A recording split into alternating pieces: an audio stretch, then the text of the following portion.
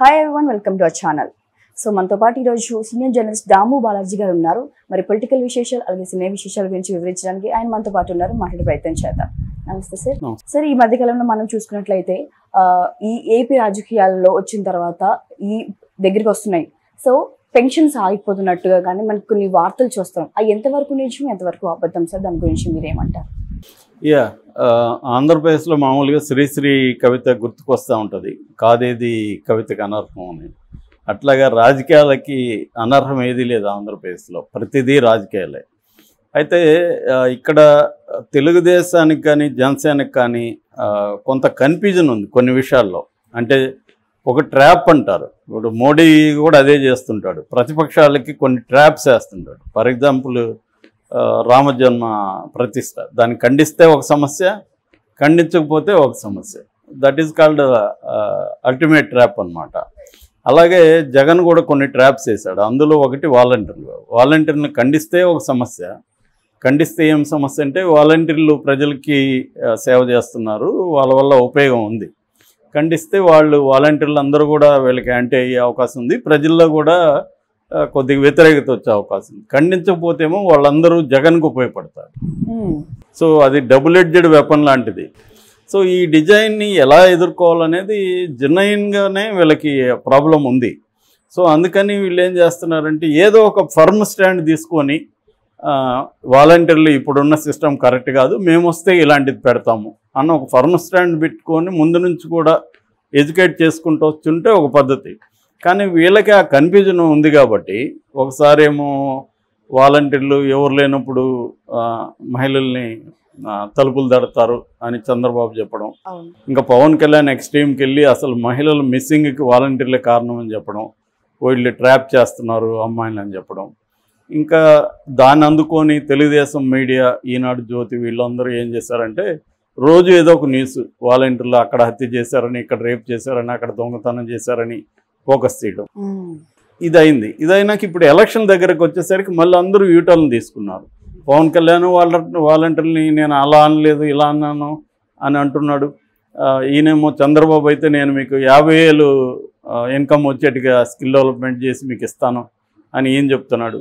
ఇవన్నీ ఒకవైపు ఉంటే తెలుగుదేశం ఫ్లోట్ చేసిన ఒక దాన్ని ఏమంటే సిటిజన్స్ ఫర్ డెమోక్రసీ అనే ఒక సంస్థ సుప్రీంకోర్టుకి వెళ్ళింది వాలంటీర్ల వ్యవస్థను రద్దు చేయమని. అసలు వాలంటీర్ వ్యవస్థే రాజ్యాంగ విరుద్ధం అన్న కాన్సెప్ట్తో సుప్రీంకోర్టుకి వెళ్ళారు. దాని సిటిజన్స్ ఫోరం అధ్యక్షుడు ఎవరు?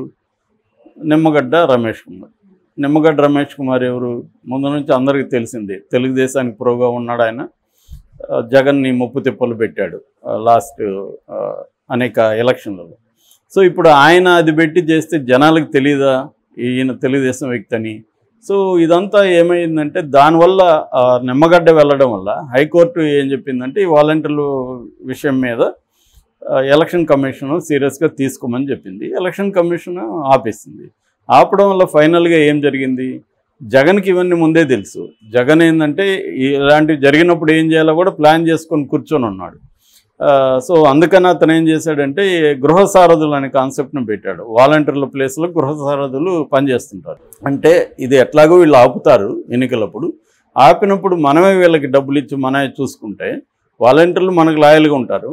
అట్ ది సేమ్ టైం ఆపడం వల్ల పెన్షన్లు ఇంటింటికి పోయి ఇచ్చే పెన్షన్లు ఆగిపోతే దాన్ని ఉపయోగించుకొని మనం తెలుగుదేశానికి యాంటీగా క్యాంపెయిన్ చేయొచ్చు అన్నది జగన్ ప్లాను. ఆ ట్రాప్లో ఇప్పుడు వీళ్ళు పడినాక మళ్ళీ ఏం చేస్తున్నాడు చంద్రబాబు? పెన్షన్లు ఇంటికే పోయి ఇవ్వండి అని లేఖలు రాసి నువ్వే ఆపావు, మళ్ళీ నువ్వే ఇంటికి పోయి ఇవ్వమంటావు అన్న వెర్షన్ ఇప్పుడు వైసీపీ తీసుకెళ్తుంది.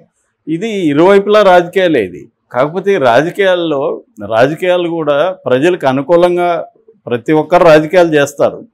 అయితే ఆ రాజకీయాల సైడ్ ఎఫెక్ట్ ప్రజలకు కూడా హెల్ప్ అవ్వాలి. ఇప్పుడు ఫర్ ఎగ్జాంపుల్ వైఎస్ఆర్ 2 పథకాలు ప్రధానమైనవి, ఆరోగ్యశ్రీ ఒకటి, ఫీజు రీయింబర్స్.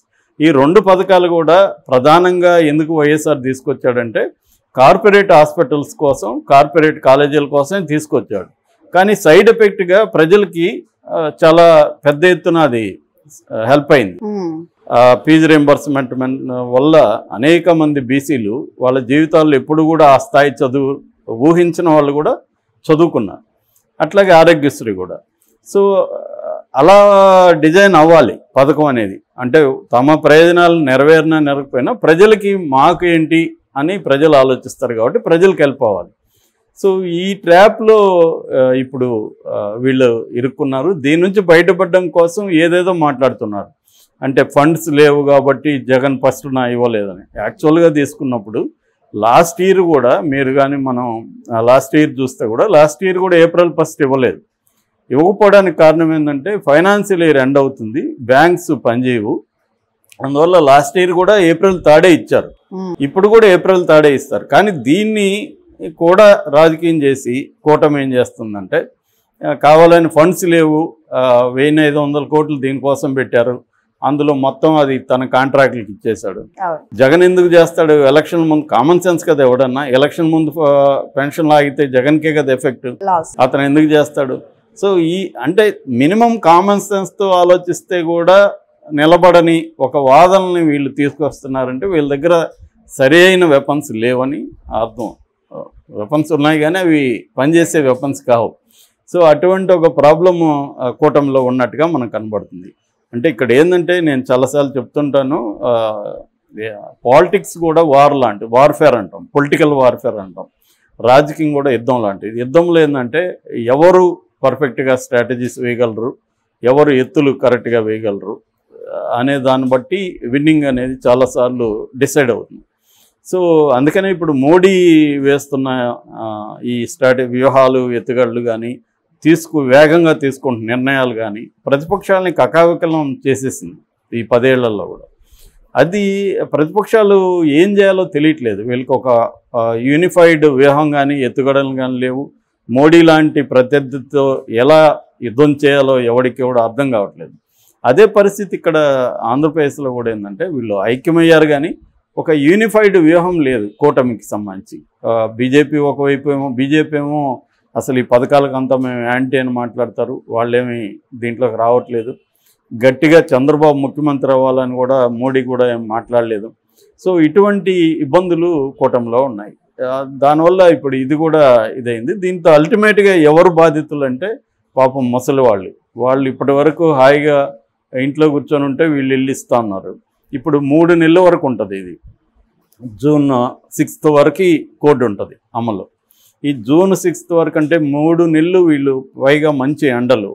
సో మంచి ఎండల్లో ముసలివాళ్ళు ఇప్పుడు సచివాలయాల దగ్గరికి వెళ్ళాలి. సచివాలయాలు ఏమి ప్రతి ఊర్లో ఉండవు కదా, 3 ఊర్లకో 4 ఊర్లకో ఒక దగ్గర ఉంటుంది. వీళ్ళు వెళ్ళాలి. వెళ్ళినా కూడా ఒక్కోసారి ఆధార్ కార్డు లేదనో, ఐరిస్ ఇది సరిగ్గా లేదనో ఇంకొక కారణంతో వాళ్ళు రిజెక్ట్ అవ్వచ్చు. మళ్ళీ వెళ్ళాలి, అక్కడ వెళ్ళి క్యూలో నిలబడాలి. ఈ ఇబ్బందులంతా ఉంటుంది. ఈ ఇబ్బందుల్ని వీళ్ళు రాజకీయంగా 2 పార్టీలు పరిస్థితి దీన్ని ఉపయోగించుకుందాం అనుకున్నా కూడా ఫైనల్గా వాళ్ళు సఫర్ అవుతున్నారు ఈ రాజకీయాల వల్ల. సో రాజకీయాల వల్ల ప్రజలు సఫర్ కాకుండా వీళ్ళు కొట్టుకోవచ్చు, కానీ వీళ్ళు కొట్టుకోవడం వల్ల ప్రజలు సఫర్ అయితే అది ఇబ్బందికరం. సో వీళ్ళు వాలంటరీ వ్యవస్థను టార్గెట్ చేయడం అంటే ప్రజల్ని టార్గెట్ చేస్తున్నట్టే అయిపోయింది ఫైనల్గా రిజల్ట్ అయితే. ఇప్పుడు డబ్బు లేదు కాబట్టి లేదు అవన్నీ చెప్తున్నారు, కానీ రేపు ఇస్తాడుగా, మరి 3వ తేదీ ఇస్తారు. ఆల్రెడీ అనౌన్స్ చేశారు, సెర్ప్ అనౌన్స్ చేసింది 3వ తేదీ సచివాలయాల దగ్గర వచ్చి తీసుకోండి అని. కాబట్టి ఏదైనా రాజకీయం అయిపోయింది ఆంధ్రప్రదేశ్లో. దీనివల్ల పాపం సఫరింగ్ అయితే ముసలి వాళ్ళకి ఎక్కువ ఉంది. Thank you sir, thank you so much.